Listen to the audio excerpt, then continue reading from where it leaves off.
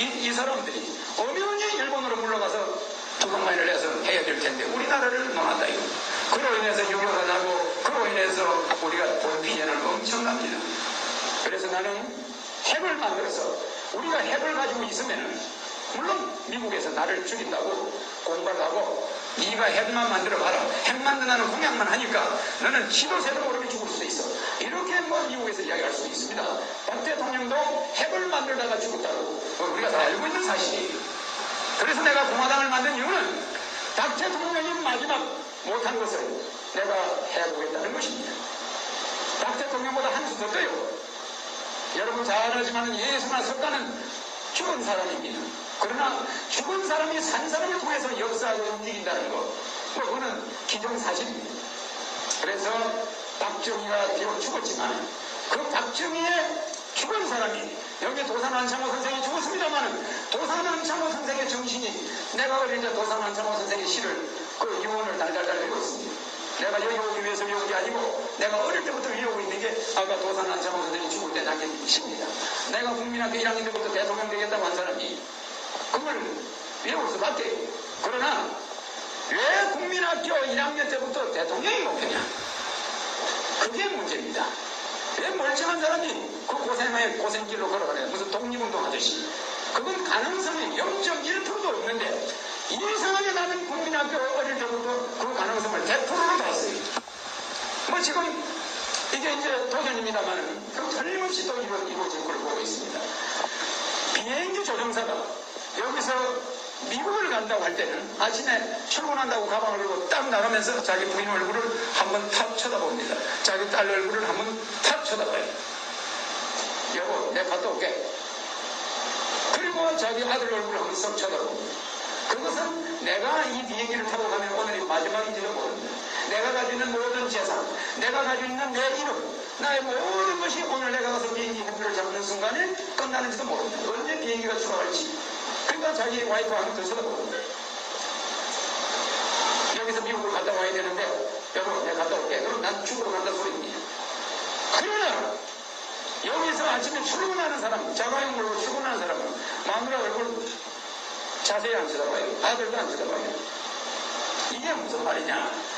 어려서부터 대통령이라는 걸 목표로 하는 사람은 절대로 경문일을 안 해. 내가 무슨 사소한 일을 할 때도 대통령 될 사람이 남의 고구마 같아서 고구마를 빼먹는다. 야 이건 있을 수 없어. 고구마 다시 빼먹다가 묻어. 대통령 될 사람이 담배를 핀다. 이건 문제 있어. 안 피워. 모든 것을 어려서부터 행동 하나하나가 달라지는 거야.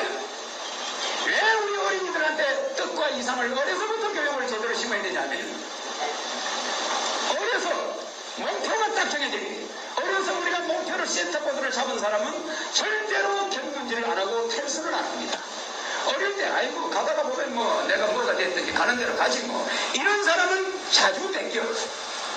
이래서 우리가 나라도 진로를 우리 같은 사람이 딱 잡아라 해. 서울 신청을 옮긴다. 그럼 신청은 어디로 가야 된다? 청와대는 어디로 옮긴다? 우리나라 계획은 어떻게 생긴다? 제주도를 홍콩처럼 만들어가지고 전 국민이 가만 앉아서 먹고 살 수 있을 만큼 부자를 만들 수가 있는 아이디어가 있는데 우리나라 경제 원리 조준 같은 이런 사람들은 교과서에서만 배웠지 실전 경험이 없어. 조준 경제 1인자가 경제를 배워내본 적이 없어. 대학 교수들이 앉아서 청와대에 앉아서 주먹구구식으로 하니까 나라가 이 모양이 되는 거예요. 그러나 나는 15년간 야간 학교를 다녔습니다.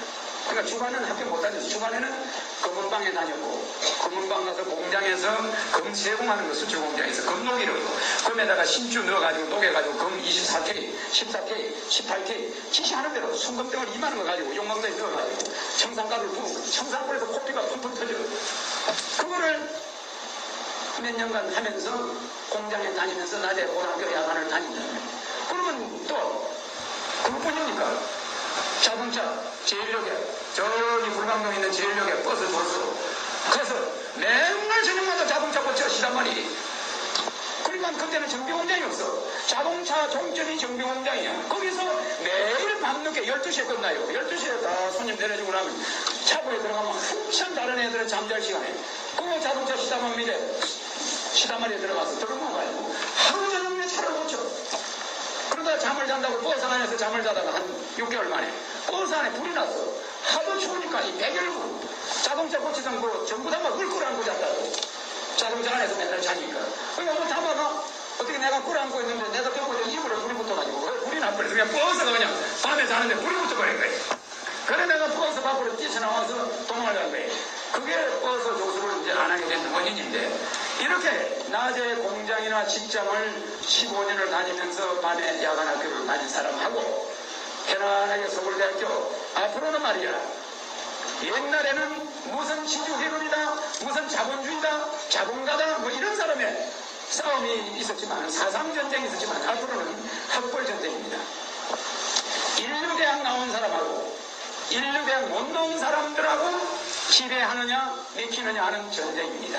그래서 0.5%가 안 되는 서울대학교 경기고등학교 나온 사람들이 99.9%의 좋은 대학교 못 나온 사람들을 지배하고 가지고 놀고 지금 마음대로 세금을 조정하고 지금 마음대로 높은 자리 다 가져가고 다 하는 시대입니다. 그 사람들이 공산주의로 말하면은 공산당 혹은 공산당원들이에요. 지구가 다 좋은 자리를 다 해버려요. 야 서울대학교 총장, 야 너 서울대학교 나오는 거 해보고, 야 너 장관 26명 쫙 전부 서울대학교. 이게 뭡니까?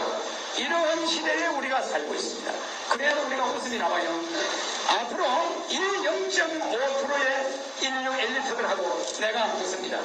내가 서울 중량교 첫길 아래 다리 밑에서 났어요. 그런데 그때 우리 어머니는 서울에 면회를 와 있었어요. 진주에서 면회를 와 있었는데 아버지가 서대문 교도소에서 사형 선고를 받았습니다. 사형 선고를 받으니까 어머니가 면회를 왔는데,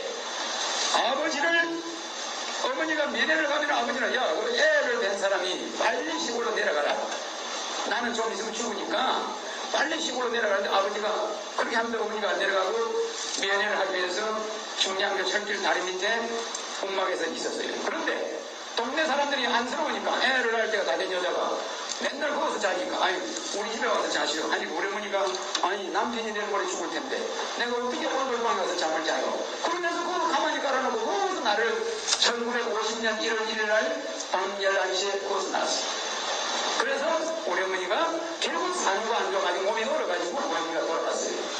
돌아가는 바람에 나는 남의 양자로 컸어요.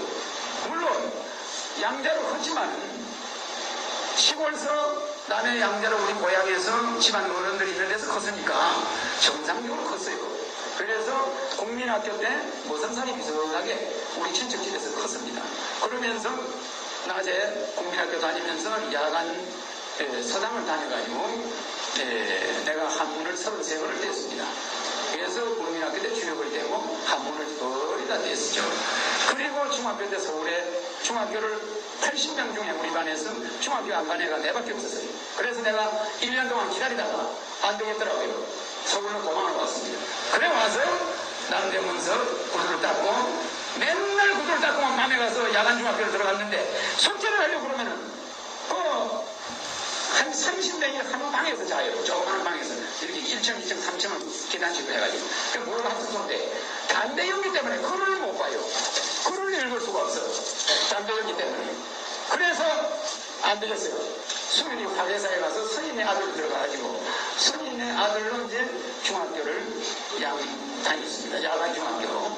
그래서 야간 중학교 다니고 고등학교 1학년 때는 목사님 아들로 강화문 내수동교회 홍근선 목사님 아들로 다녔습니다. 그래서 수민이 국민학교 중학교 다닐 때는 야간 낮에는 절에서 일했고 밤에는 이제 학교를 가고 했는데, 이 고등학교 때는 목사님 아들이 있으니까 목사님이 낮에는 금은방에 시집을 시켜줬어요. 금반지 만드는 공장에 수출하는 공장이에요.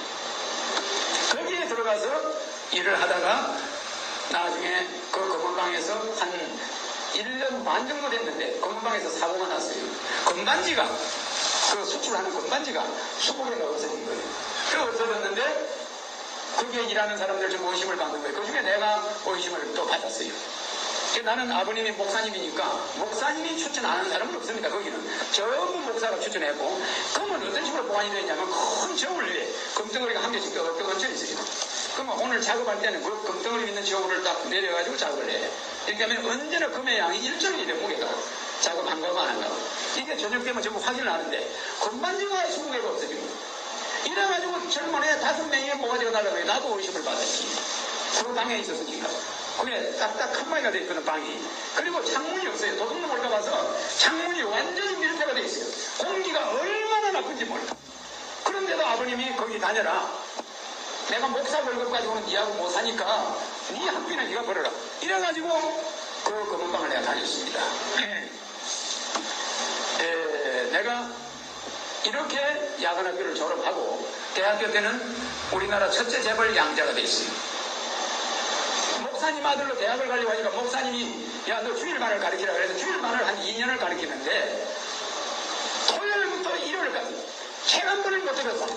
책 한 번 볼 시간이 없어. 애들 가르쳐야 되니까 주일간 요만한 애들 하나님이 또 그만 좀 가르치니까 이걸 무슨 공부를 할 시간이 있어요. 아버지가 새벽 4시에 딱 새벽 기도하더라고 깨워가지고 그때부터 기도로 시작해가지고 그냥 월요일날까지 그냥 아무것도 못하는 거예요. 그래서 아버님 나는 이제 아버님을 떠나겠습니다.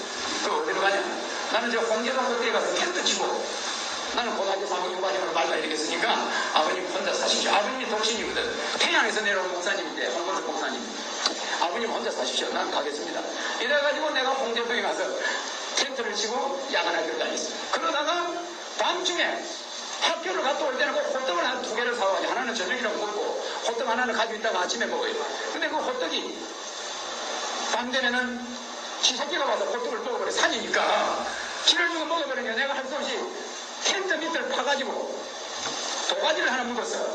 그 위에다가 베니다를 덮고 위에다가 가마니를 깔았는데 나중에 그 일하러 갈 때는 가방을 그 밑에 넣어놔니까 학생들이 꼬마들이 몰라요. 그거가 놀이터야 꼬마들 동네. 그 당시 판자촌이 있었는데 그래서 거기에서 밤에 학교 갔다 오니까 텐트가 날아가 버렸어.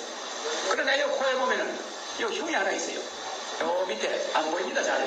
근데 이거는 밤에 자는데 지새끼가 와서 코를 물고 잡아당겨요. 근데 이걸 손으로 탁 치니까 이거 찢어져버려요.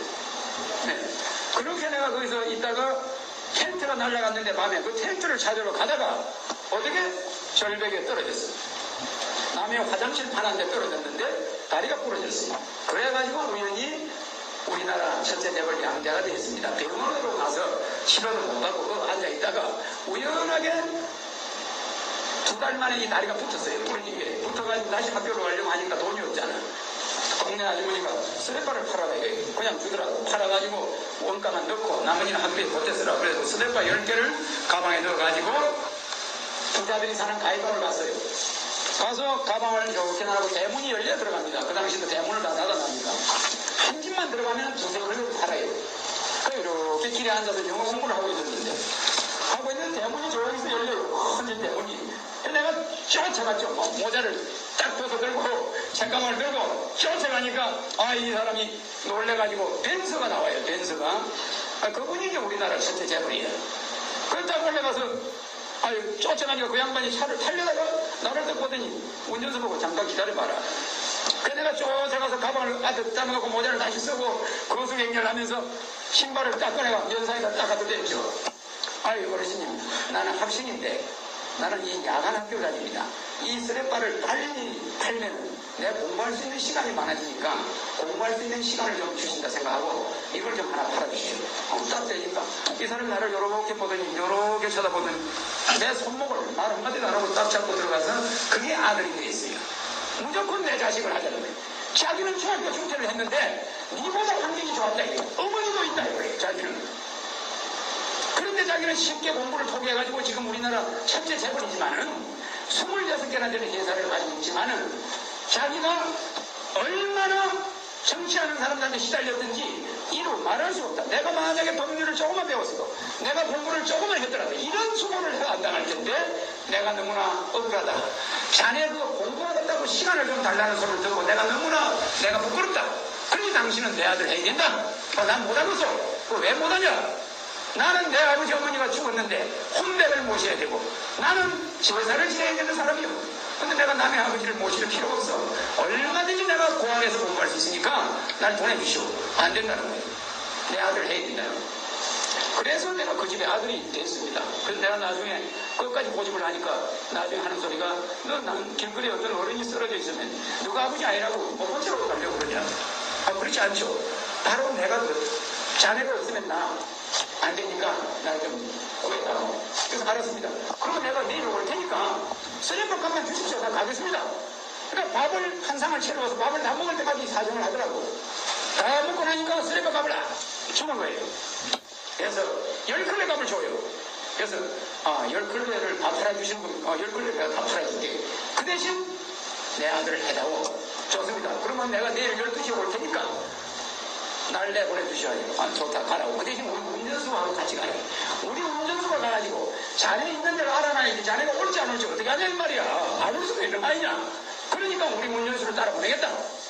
나는 안 돼요. 난 버스 타고 가고서 안 되니까 좀 가라. 이래서 할 수 없이 그 사람 차를 타고 홍제동에 가서 그 운전수가 카메라를 가지고 내 천막을 다 촬영을 다 하더라고. 그러니 그 다음날 그 운전수가 쫓아와서 아니 회장님이 그러는데 아저씨 그 모든 이 학생 자네 그 텐트고 모든 소지품을 하나도 버리지 말고 다 가져오라고요. 그래서 다 가지고 가서 그 다음날 그 집 아들이 됐어요. 그래서 내가 첫째 재벌 아들로 대학을 다녔습니다. 그런데 아버지가 얼마 더 몇 달 있으니까 나보고 서울대학에 넣어주기로 했으니까 총장 서울대학에도 이야기했으니까 그래서 서울대학으로 바로 들어가도록 조치를 했더니 야간학교 그거 다니지 마라. 아니 아버님 참 내가 그거 보면은 내가 그때나 지금이나 고치시겠어요. 아버님 내가 서울대학교를 왜 갑니까?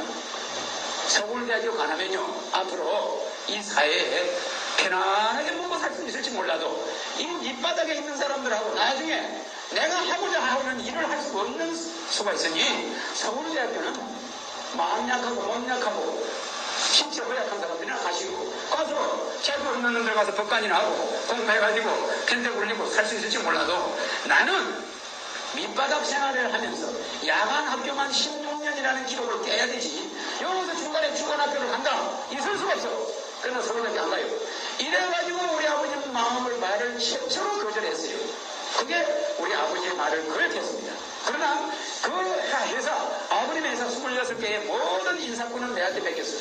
네가 너무나 뭘 잘 보고 무슨 행사라도 날짜도 내가 잡아주고 아버지가 뭘 제사를 지어도 지방도 내가 써주고 모든 걸 내가 하니까 아버님이 나를 너무너무 좋아해가지고 모든 직원들 잘못하는 거 인사이동하는 걸 나한테 맡겨서 내가 거기에 대해서 모든 정권을 행사했습니다. 19살 때. 그러니까 내가 19살 때 그룹의 모든 인사의 책임자였어요.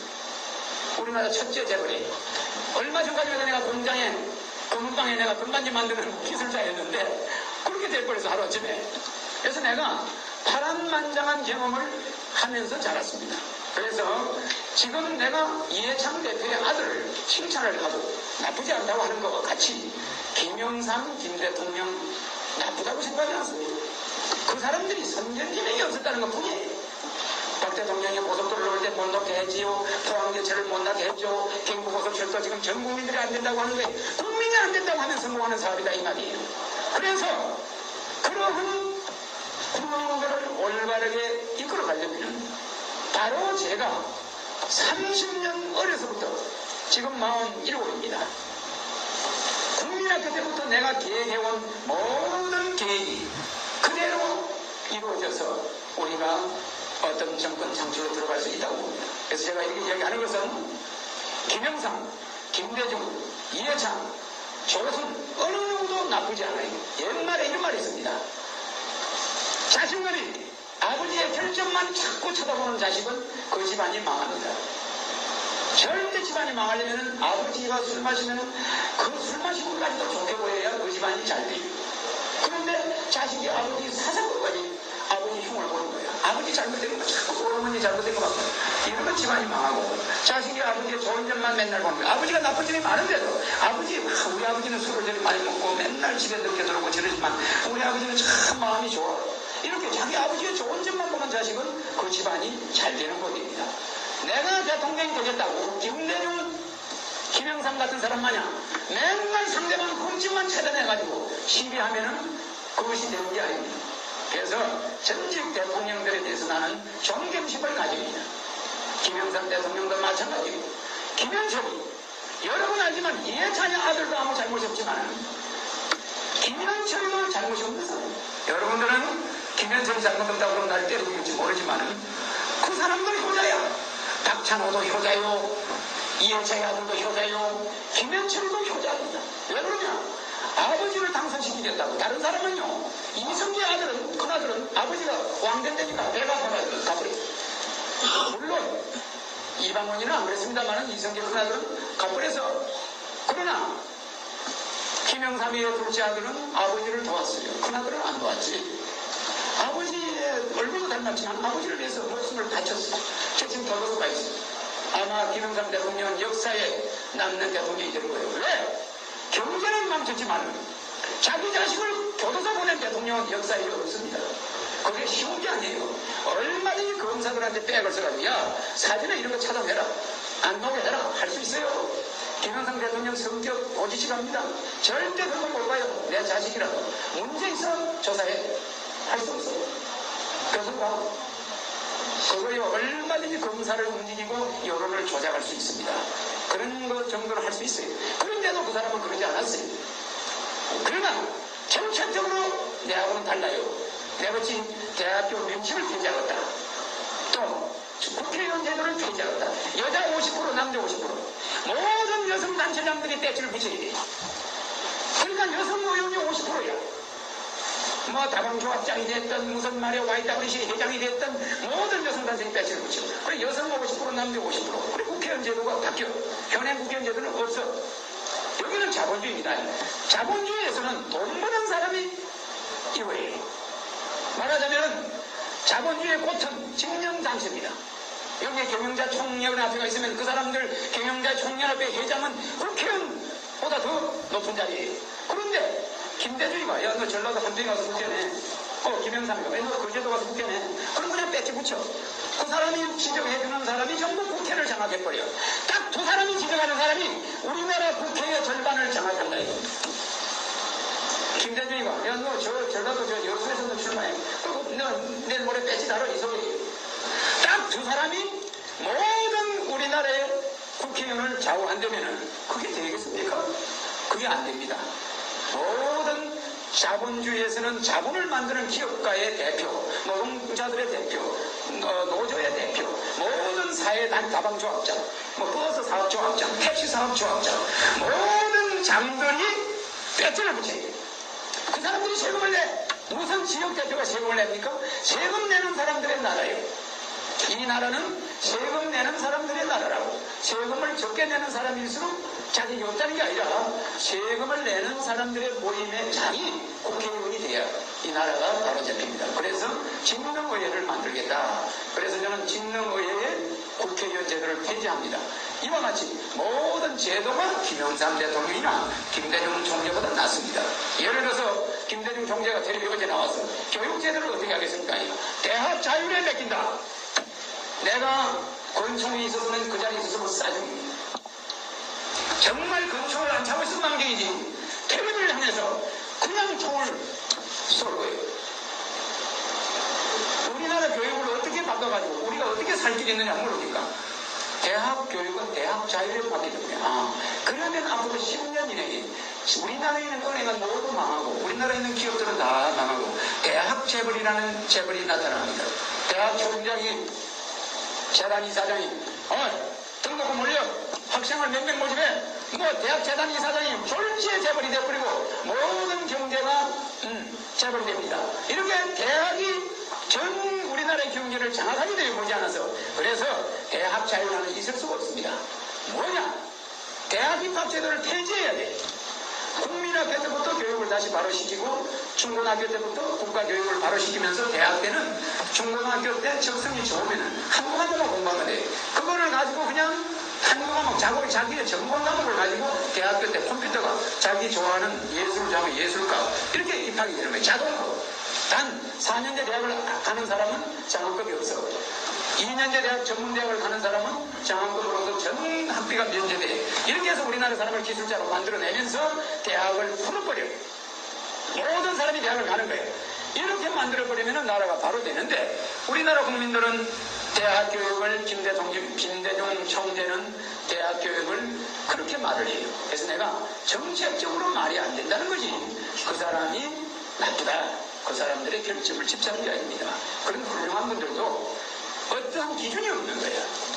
국가를 위해서 교육을 바꿀 때는 대학을 평준화해버리고 모든 학생이 고등학교 때 자기가 좋아하는 적성대로 대학을 갈 수 있게 이렇게 되버리면 대학을 가는 것도 우리 집은 동성동에 있다. 그러면 컴퓨터가 따다닥 쳐서 너는 경희대학교 가까운 대학을 결정하면서 모든 대학 이름이 없어져요. 제1대학, 제2대학, 경희대학이 제1대학, 제2대학 가나다 순회에서 쫙 되면은 불란서같이 대학 명칭이 없습니다. 지금도 미국과 영국은 소르본느 대학, 하버드 대학이나 또 일본의 영국의 옥스퍼드 대학이 있는데 그 사람들은 속어로 쓰고 있어.